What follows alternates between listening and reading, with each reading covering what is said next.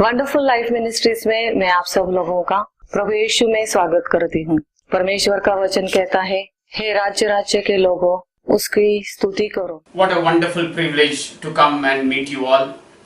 कितने अच्छा समय है कि हम आपसे आके मिल सकते हैं।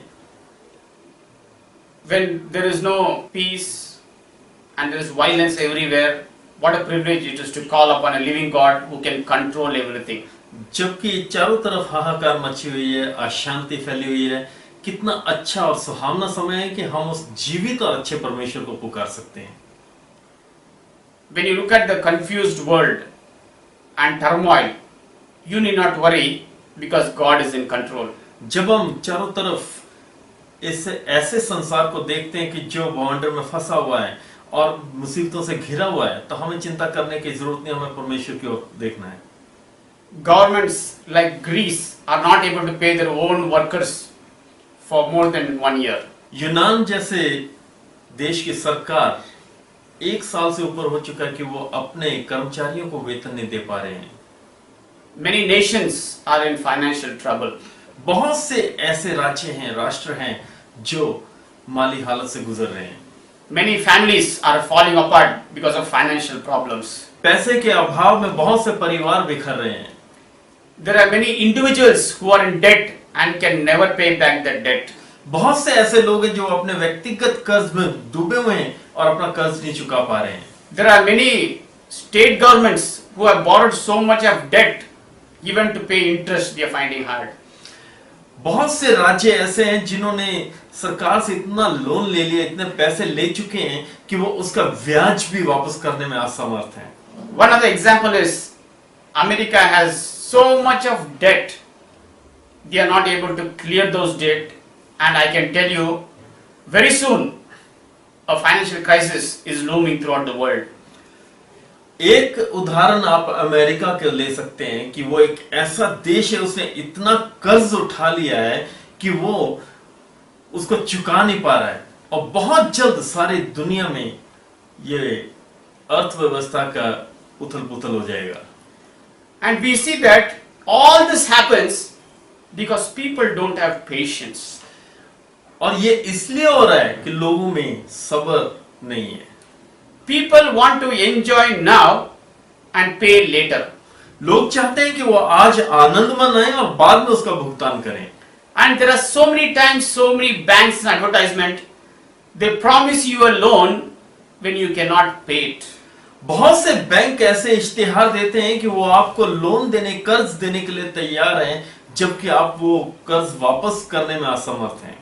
So in this world of uncertainty, इस संसार में जबकि कुछ भी निश्चित नहीं है, if you are the follower of Jesus, I will tell you, you need not fear, he will take care of you. यदि आप प्रभु यीशु मसीह के पीछे चलने वाले हैं, आपको चिंता करने की जरूरत नहीं है, वो आपकी देखभाल करेगा। And in the Bible, there is one such person whose name was John. परमेश्वर के वचन में ऐसा ही एक व्यक्ति है जिसका नाम यूहन्ना है। He was the son of Zebedee. वो जब्दी का पुत्र रहा है। And today I want you to look at his life sketch and learn very important things. आज हम चाहते हैं कि आप उसके जीवनी को देखें, उसको समझें और जो मुख्य बातें, जो जरूरी बातें उन्हें सीखें। John, one among the 12 disciples of Jesus, is many times spoken as a sons of thunder. यूहन्ना जो कि प्रभु यीशु मसीह के एक चेलों में से है, उसे बहुत बार गर्जन का पुत्र कहा गया है। So if you read Mark 3:17, मरकुस 3 अध्याय उसके 17 पद को देखें तो यहाँ लिखा है, और जब्दी का पुत्र याकूब और याकूब का भाई यूहन्ना जिसका नाम बोअनर्गेस अर्थात गर्जन का पुत्र रखा। So here we see Jesus is telling John, the brother of James, are the sons of thunder. Why is he calling John a thunder? यहाँ पर जो उसको गर्जन का पुत्र लिखा गया है, कहा गया है, ये क्यों कहा गया है? Because when John came to Jesus, immediately he did not change his lifestyle. ये इसलिए कहा गया कि जब वो प्रभु यीशु मसीह के पास आया, उसने आते ही अपना जीवन परिवर्तित नहीं किया। Many times when we see our family members, when we look at church members, we think they should be perfect. जब हम अपने परिवार को देखते हैं और अपने कलीसिया के सदस्यों को देखते हैं तो हम ये चाहते हैं कि वो बिल्कुल संपूर्ण होने चाहिए. But in the life of John we see that when we come to Jesus, the transformation, the change we have is slowly and gradual. जब हम प्रभु यीशु मसीह के पास आते हैं हम यूहन्ना के जीवन से ये जान सकते हैं कि प्रभु यीशु मसीह के पास आने के बाद हमारे जीवन में परिवर्तन धीरे धीरे आता है. Because God in His mercy, He knows if anybody comes to Him, He cannot make 100% turnover. प्रभु के पास जब हम आते हैं तो परमेश्वर जानता है कि उसके आते ही हम 100% परिवर्तन नहीं हो सकता. So even I see many times we think that people around us should change immediately. कई बार हम ये सोचते हैं कि हमारे जो आसपास के लोग हैं एकदम उनमें परिवर्तन आना चाहिए. Sometimes the husband thinks, no, my wife is praying and she is going to church and she has to change immediately. कई बार पति ये सोचता है कि अब मेरी पत्नी प्रार्थना कर रही है, चर्च जाती है, इसमें एकदम परिवर्तन आना चाहिए. Sometimes the wife thinks, now I'll take my husband to church and he will listen one message and change his whole life. कई बार पत्नी ये सोचती है कि अब मैं अपने पति को चर्च लेके जाऊंगी और ये एक संदेश सुन के इसका जीवन परिवर्तित हो जाएगा. But it's not true in the Bible.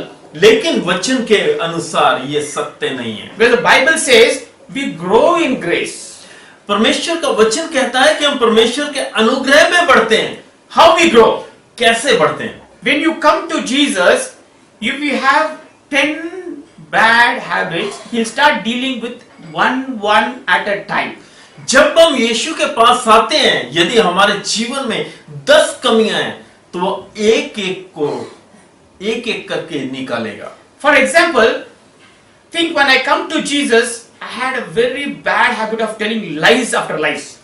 मान लीजिए कि जब मैं यीशु के पास आता हूं, आने से पहले मुझे झूठ बोलने की आदत है. God in His mercy will slowly start handling with that lies thing. परमेश्वर अपने अनुग्रह में धीरे से वो जो हम झूठ बोलने की आदत है उसमें परिवर्तन करना शुरू कर. So I want to tell you, इसलिए हम आपको बताना चाहते हैं, once God finishes dealing with lies, then maybe you are cheating your boss. एक बार परमेश्वर झूठ बोलने की आदत से निपट ले तो हो सकता है कि आप अपने उस्ताद के साथ झूठ बोल रहे हो. Maybe you are going to work and not working 8 full hours. हो सकता है काम पे आप जा रहे हैं लेकिन आप ईमानदारी से 8 घंटे काम नहीं कर रहे. So God in His mercy, when He finished dealing with lies, now He will deal with work. तो जब परमेश्वर अपने अनुग्रह में इस झूठ बोलने की आदत से निपट लेगा तो फिर ये जो काम चोरी की आदत है उससे निपटना शुरू करेगा. Because the Holy Spirit is very gentle and very calm. पवित्र आत्मा जो काम करता है वो बहुत शांति और धीरे से काम करता है. He'll whisper to your ears very softly and slowly. वो आपके कान में बहुत धीमी आवाज में बात करेगा. So I want to tell you, maybe when you have come to Jesus, you are like John, like a thunder. हो सकता है कि आप भी जब यीशु के पास आए तो आप यूहन्ना की तरह गर्जन की तरह हो. You had everything that the world has. आपके पास जैसे दुनिया के पास सब कुछ होता है आपके पास भी सब कुछ होगा. Now because you have come to Jesus like John, God wants you to give that heavenly things. तो अब जब आप यूहन्ना की तरह परमेश्वर के पास आए तो परमेश्वर आपको स्वर्गीय वस्तुएं देना चाहता है. The second thing about John was, जो दूसरी बात हम बताना चाहते हैं यूहन्ना के बारे में वो है, John for sure among all the disciples told so many times, I am the one who Jesus loved.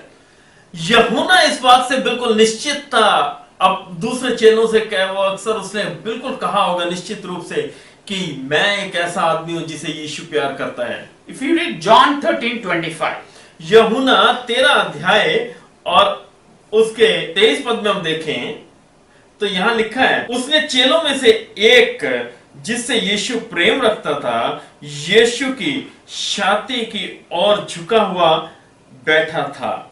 why is John, when he wrote this book of John, he was the author and he himself telling Jesus whom he loved.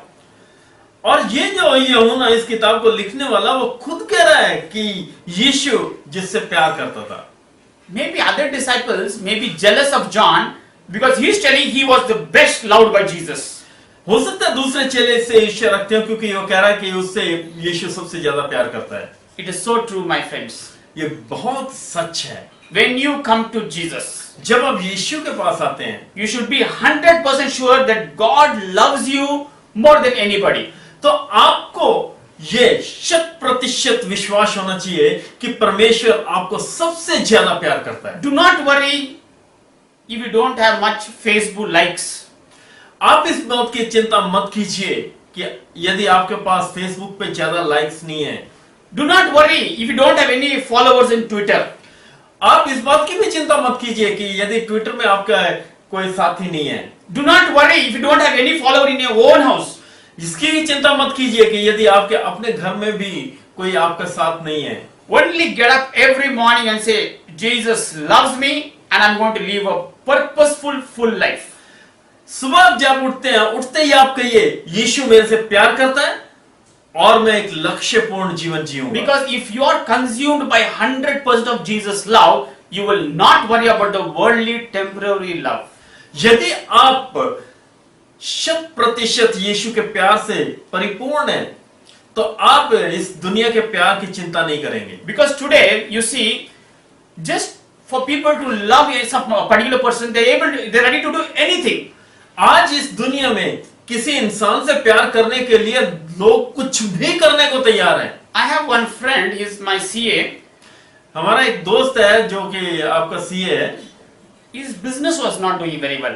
उसका जो धंधा है वो उतना अच्छा नहीं चल रहा। So at the age of 45 or 46, he decided to go do lawyer. तो 45 साल की उम्र में उसने सोचा कि मैं कानून की पढ़ाई करूंगा। So he went and enrolled himself to that lawyer's degree. तो उसने जाकर उसमें दाखिला ले लिया। So when he started attending classes, जब उसने क्लासें जाना शुरू किया, students had come from all over India. तो वहां पर उसने देखा कि पूरे देश के अलग अलग हिस्सों से विद्यार्थी बैठे हैं। But in that class, there was one girl. Whenever the class break comes, she will go stand alone. She'll smoke. She'll drink Pepsi. Then come again inside. तो जब कभी भी क्लास में से छुट्टी होती थी, तो उनमें एक लड़की ऐसी थी, वो एक तरफ जाती थी, जाके सिगरेट पीती थी, ठंडा पीती थी और आके बैठ जाती थी। If there are 4 periods, 4 cigarettes she'll drink. तो यदि एक दिन में 4 उनके पीरियड लग रहे थे, तो वो दिन में 4 सिगरेट पीती थी। But one boy in that class was friendly to her. उस क्लास में से एक लड़का उसका दोस्त था And within 3 months, he left her.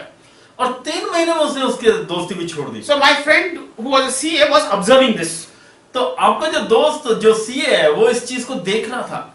He said, "What? This girl is not scared of anybody. सोचने लगा कि ये लड़की क्या है, किसी से भी नहीं डरती, She's smoking in front of everybody. सबके सामने सिगरेट पी रही है She just lives as she likes and wears the dress she likes."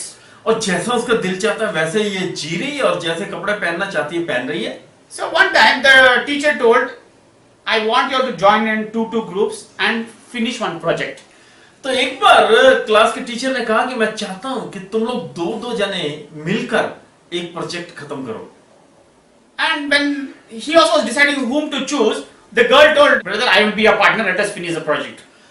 तो अभी सोच ही रहा था कि मैं किसका साथी बनूं, तो वो लड़की कहने लगी कि भाई हम दोनों मिलके एक प्रोजेक्ट खत्म कर लेंगे। He was very nervous बहुत पस्त हिम्मत हुआ because he was married and having 2 children. क्योंकि उसकी शादी हो चुकी थी और उसके 2 बच्चे थे। But anyway, he agreed. फिर भी वो मान गया। But the problem was, whenever he sat with the girl to do that project, she would keep smoking. तो उसकी समस्या ये थी कि जब भी उस प्रोजेक्ट को करने के लिए वो उस लड़की के पास बैठता था तो वो सिगरेट पीती रहती थी। So this guy was so curious and he asked, "Do you drink also?" तो ये इतना उत्सुक हुआ कि इसने उससे पूछ ही लिया कि क्या तुम शराब भी पीती हो? She said, "Of course." कहने लगी बिल्कुल। And he did not ask any further question. उससे उससे आगे उसको कुछ नहीं But पूछा। as the days went by, जैसे जैसे दिन बीतते गए, then slowly she started opening her heart. तो धीरे धीरे उसने अपने दिल की बात उसे कहनी You शुरू know, की। she said, "You know why am I doing this? तो उसने बताया, कहने लगी कि मैं ये सब पता क्यों कर रही हूँ? My father left my mother and went to run away with other women. मेरे पिताजी मेरी माँ को छोड़ के दूसरी औरत के साथ चले गए। My mother is now having an affair with some other man. अभी मेरी माँ का जो संबंध है वो किसी और मर्द के साथ है। They have put me in this hostel in Pune. उन्होंने मुझे पुणे के हॉस्टल में डाल दिया है। So nobody loves me. मुझे कोई प्यार नहीं But my करता। father sends lot of money every month for me.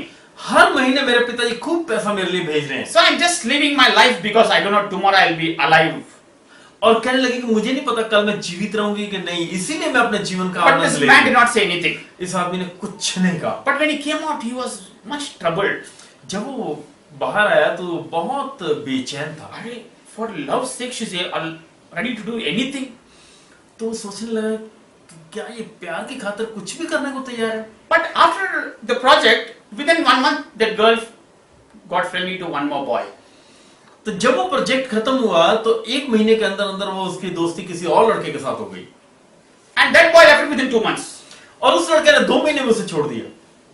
And one day, the whole class came to know this girl in her flat, she hanged herself and died. और एक दिन ऐसा हुआ कि सबको उसकी क्लास में ये पता चल गया कि उस लड़की ने अपने आप को अपने कमरे में लटका के खत्म कर The दिया। girl had money. उसके पास पैसा था, The girl had friends. उसके पास दोस्त थे, But what she was searching ultimately in life for love, she could not get.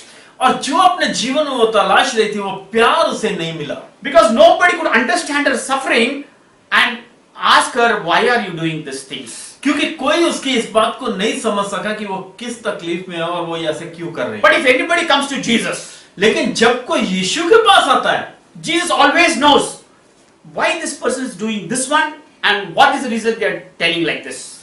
और यीशु जानता है कि ये आदमी ऐसे क्यों कर रहा है और ये लोग ऐसा क्यों बता रहे हैं। So, like John, I want you to believe that God loves you. He has a plan for you. Do not worry about earthly people. हम आपको ये कहना चाहते हैं कि आप ये निश्चित रूप से जान लीजिए कि परमेश्वर आपसे प्यार करता है और आपको दुनिया के लोगों की, दुनिया की चीजों की परवाह करने की Because the जरूरत Bible नहीं। says God is love. क्योंकि वचन में लिखा है कि परमेश्वर प्रेम है। Because God loves you, He wants to give His best for you, not your best. क्योंकि परमेश्वर आपसे प्यार करता है इसलिए वो अपने सबसे उत्तम चीज आपको देना चाहता है, ये नहीं कि जो आपके पास उत्तम है। Because sometimes when we ask God, we think that is the best. क्योंकि कई बार जब हम परमेश्वर से मांगते हैं हम सोचते हैं कि वो सबसे अच्छा है। But God in His mercy, when He loves you, He wants to give His best with all His wisdom and infinite power. जब परमेश्वर आपसे प्यार करता है तो परमेश्वर अपना सबसे अच्छा आपको देना चाहता है। You know, I can remember a nice story. एक बड़ी अच्छी कहानी हमें याद आ रही है। My friend, once he was praying day and night, asking God for something. एक बार मेरा एक दोस्त दिन रात परमेश्वर से किसी चीज के लिए प्रार्थना कर His रहा था whole mind was occupied with that one thing, asking God. और उसके दिमाग में सिर्फ वो ही बात भरी हुई थी कि वो परमेश्वर से मांग रहा था। Because when we were in the hostel, he liked one girl very much. क्योंकि जब आप हॉस्टल में थे तो वो एक लड़की को बहुत चाहता था। Of course, she was very beautiful and she would be well dressed. और इसमें कोई शक नहीं कि वो बहुत खूबसूरत थी और बहुत अच्छी पोशाक पहनती थी। But after getting married, he started praying, God, why you gave this girl to me? लेकिन शादी के बाद वो प्रार्थना करने लग गया कि हे परमेश्वर तूने ये लड़की मेरे साथ क्यों जोड़ दी। You know what was the problem? उसकी समस्या क्या थी? This boy was from a very good pastor family. क्योंकि ये लड़का किसी बहुत अच्छे प्रचारक परिवार से था। That girl was from a very well-to-do and a big businessman family.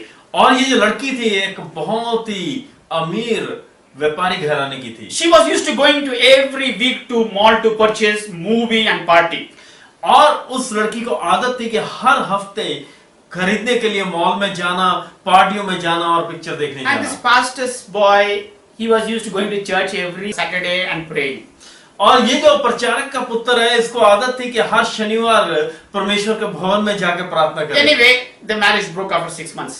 और 6 महीने के अंदर अंदर वो शादी टूट So गई। I want to tell you, मैं आपको बताना when चाहता you हूँ, get up and tell every morning that God loves me, जब आप सुबह उठ के ये कहेंगे कि परमेश्वर मुझसे प्रेम करता है, be careful.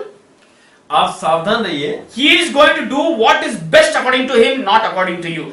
इस बात के लिए आप बिल्कुल सावधान रहिए कि जो उसके अनुसार उत्तम है वो ही करेगा, वो ये कभी नहीं करेगा जो आपके हिसाब से Because there are अच्छा है। so many things you may be asking God, which you may not understand what you are asking.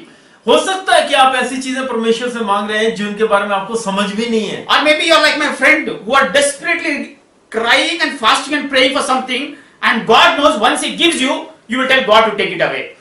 और हो सकता है कि आप मेरे दोस्त की तरह हो जो एक चीज के लिए गिड़गिड़ा रहा है, रो रहा है और प्रार्थना कर रहा है कि परमेश्वर मुझे दे दे, लेकिन परमेश्वर जानता है कि इसकी जरूरत नहीं है। So there are so many things which we ask is harmful to us and will lead us to death.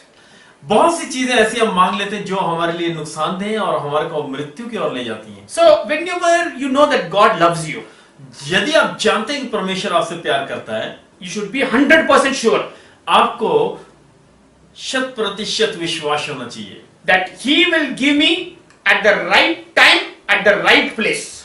कि वो आपको उचित समय में उचित स्थान पर उचित वस्तु देगा। So what is the first point about John? यूहन्ना के बारे में पहली बात क्या है? When he came to Jesus, he was thunder. जब वो प्रभु यीशु के पास आया तो वो एक गर्जन की तरह था। Then slowly he realized that God loves him and he has to be very patient. तो धीरे से उसको ये धीरे धीरे समझ आ गया कि परमेश्वर उसे प्यार करता है और उसे बहुत अपने आप को विनम्र करना है। And the third thing we see is, as John became closer and closer to Jesus, he became very prayerful. और तीसरी बात हम उसके लिए बारे में ये देखते हैं कि जैसे जैसे वो प्रभु यीशु के करीब आया तो वो प्रार्थना में लीन होता गया। Why do we have to pray?